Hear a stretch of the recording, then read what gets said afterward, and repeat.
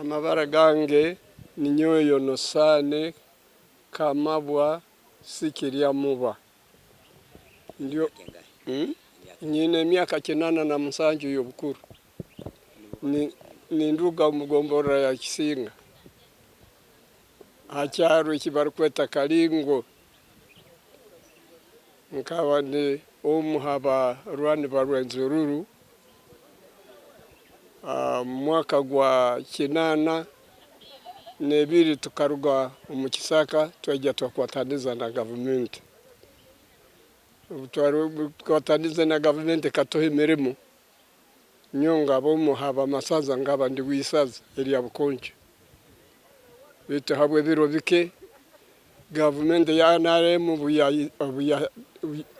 obuya yihireho UPC government neto yatwihaho abo kubitu tukaba tuli balemi omubwire bwa bote secondary gym.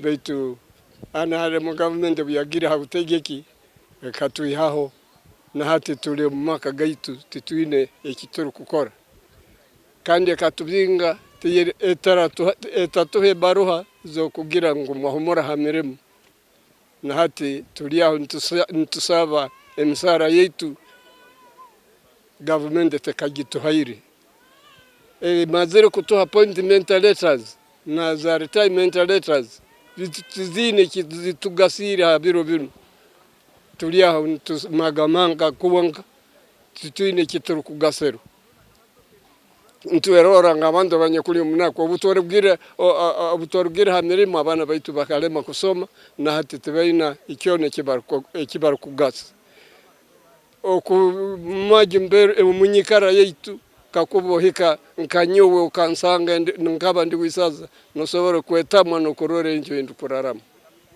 nabwe kintu turora nkuitwe tuino bujune bwingi ha government kutatuijuka no kurore kitwakoze. Amanya nze Muhammad Kamoga twali tusaba government naffe tuddukirire nga abantu abalala betulaba ngeri gye babadukiriramu tulaba bana abantu abali base n'amafuta ag'obubbi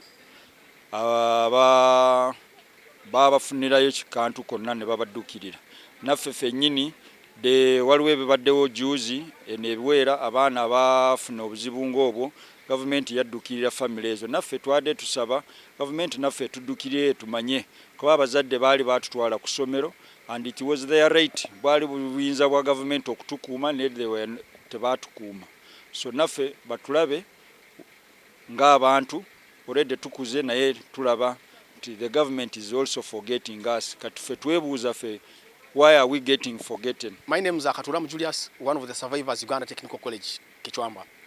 It's really absurd. The government has compensated, actually some rebel leaders has compensated these thieves who had gone to steal some fuel. Government has compensated those ones who were burnt by fuel in Bunyaruguru there. So even as war victims, we deserve a compensation. And His Excellency the President has ever pledged it 1,000 times here in the Toro region, but they have never fulfilled his pledges. So that's my only humble request from the government. Has made several pledges for victims, but some of them have never been fulfilled. Following these pledges is very, very difficult. Like in the area I come in, pledges were made in 2004. Up to now, they have never been fulfilled. But the channel of us accessing him, it is really very difficult. Then too, some pledges have already been fulfilled, like they have constructed institutions, tertiary institutions and secondary schools. But the challenge that we have as victims is one, these schools operate normally like others. There is no way a victim will benefit, and even if it was pledged to them. So we are requesting that government puts bursaries to those institutions so that children of victims will access studies in those institutions. Thank you so much.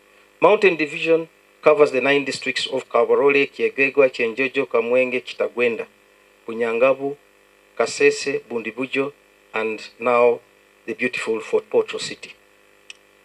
The division was gazetted in 2019 after being elevated from a brigade status.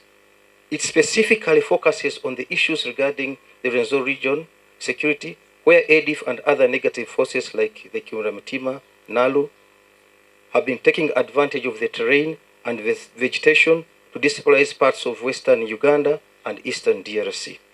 In 2021, ADF had intensified its terror operations in Kampala and DRC, and it's upon this background that an operation codenamed Shuja was launched after formulation of a memorandum of understanding with the government DRC.